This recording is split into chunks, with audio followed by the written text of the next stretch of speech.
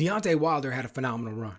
I mean, he left us with some of the most jaw-dropping knockouts we've ever seen in the heavyweight division. This dude was an absolute, legitimate, ferocious puncher. And for years, we got to see this man go out there and ply his craft. Won a bronze medal in the Olympics. Won a legitimate piece of the heavyweight championship of the world. I mean, how many men go out there and they're able to ply their craft at a level that high? The dude went out there and did it, man. And for all the talk about his craft, for all the talk about his technique, and I'll be the first to admit, I was one of those people talking about the flaws in his technique because it's obvious, right? We've been watching for years about it, how he throws the punches wide and he's off balance and he doesn't set his shots up and he doesn't use the jab and all of these different things. All legitimate criticism. But he was still able to go out there and get it done. And there's people that's going to say that it was about matchmaking and that he never really faced a true talent.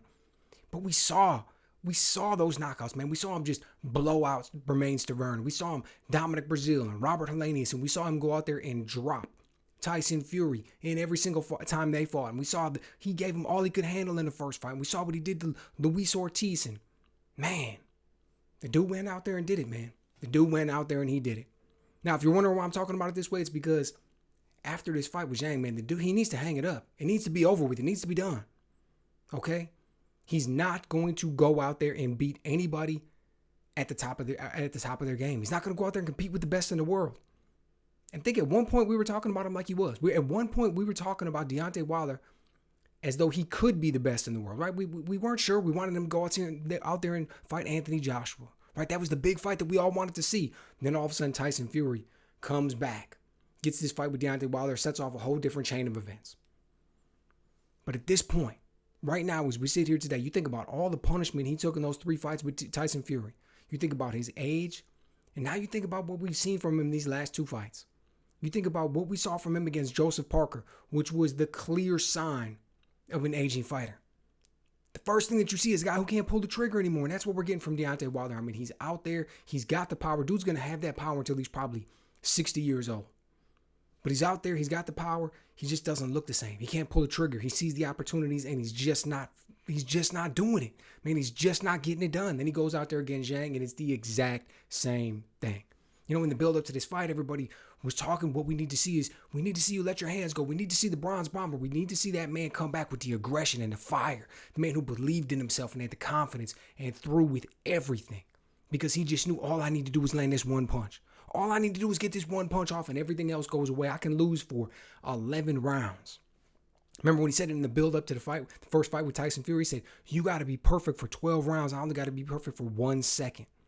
And that was really his whole mindset. And he believed in it. Like the dude judged his entire being off of whether or not he was going to be able to go in there and land that right hand on people. And for the most part, it worked. It did.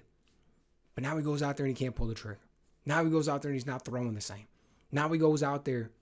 He's getting pushed back against the ropes. He's getting used. You know, Malik Scott's in the corner telling him, I'm not going to allow you to get used for a punching bag. I mean, it's over, man. It's over. Hang it up. No shame. Happens to everybody. This wasn't even the dude's first sport. Think about that. The man came over to boxing because he couldn't make it in basketball. And I'm not using that as a knock against him. I'm saying, think about the heights he achieved. Think about how much he went out there and did. And it wasn't even his first sport. Think about all the fighters that you hear talk about, guys who don't have this as their first sport. The first thing that comes to my mind right now, we got a fight coming up June 15th, Gervonta Davis versus Frank Martin. One of the things that we've heard Gervonta Davis saying to build up to this fight is, Frank, you're good, but it's too early. I've been doing this since I was 7. You didn't pick it up till you were like 15. You're not ready. I've got more experience. I've been doing this for so much longer. You can't beat me. And a lot of people really believe that, right? A lot of people really look at guys who pick the sport up later and think that they're not really truly going to be able to compete at the absolute highest level with guys who've been doing it since they've been, 7, 8 years old. Now, look, we've seen that be true sometimes. We've seen it not be true sometimes. So, it is what it is. Really, I do think that over an extended period of time, you're not going to get a guy who picks up the sport at 21 and by 23 is a world champion or anything ridiculous like that, right? But, it is what it is. What I'm saying is, look at what the man did. So my hat's off to Deontay Wilder. Right, I've criticized him in the past about his technique. I've criticized him in the past about some of the things that he's done wrong. I've said that when he's going to go out and fight certain people that it's going to look certain ways. Nevertheless, as we stand here now, I think the man should hang it up. I don't want to see him get beat on anymore. I don't want to see him take any more punishment. I mean, this right hook that he took from Zhang today, then all of a sudden he turned his back to the man. He turned his back to the man. Then he got caught and put down, laid out flat. We saw him on his face against Tyson Fury. It's just time to hang it up. You know, I hope that he was smart with his money. I hope, you know, we've been seeing all these issues coming out now with PBC. We've been seeing all these issues coming out and people saying that they haven't been paid, that Al Heyman's nowhere to be found. All these, I don't know any of the details of any of that kind of stuff.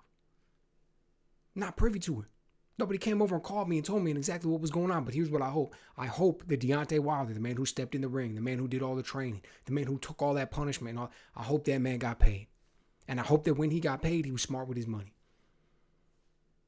That's all I can say. And I hope that now he's able to hang it up. I hope he's able to figure out some things later on to continue to earn and enjoy life. So, you know, let me know what you guys think. What did you think about this fight tonight? It wasn't good, man. It wasn't good overall, right? I mean, we had two guys not punching. Eventually, Zhang's punches was able to get it done, but not good. Not an entertaining fight. Not didn't keep you on the edge of your seat. Didn't keep you wanting to see more. Didn't keep you thinking like, what am I going to see next from each man? But I think it should be it for Deontay Wilder. So, you know, let me know what you guys think.